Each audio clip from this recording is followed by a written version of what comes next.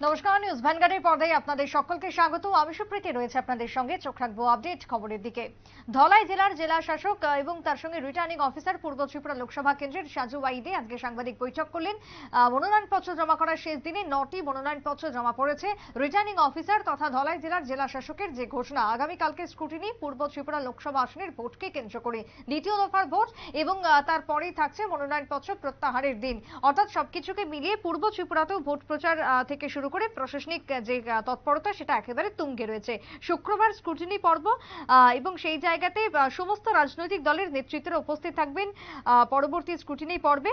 এছাড়াও 5টি নির্দল প্রার্থী যেখানে মনোনয়নপত্র জমা করেছেন বিজেপি, সিপিএম, আইএনপিটি, আমরা বাঙালি দল ছাড়া, যেমনটা তথ্য দিলেন সাজু ওয়াইদে রিটার্নিং অফিসার। কি বক্তব্য উঠে এসেছে জেলা শাসক তথা রিটার্নিং অফিসারের, শুনুন।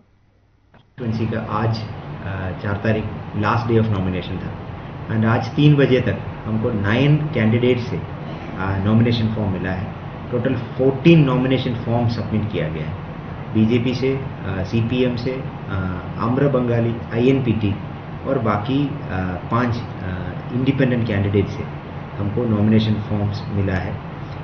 कल हमारा स्क्रूटनी होगा।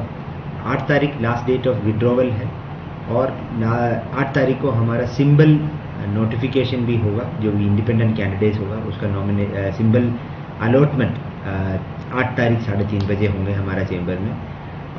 और 8 तारीख वैलिडली नॉमिनेटेड कैंडिडेट्स फाइनलाइजेशन होने के बाद पीबी प्रिंटिंग के लिए भेजा जाएगा।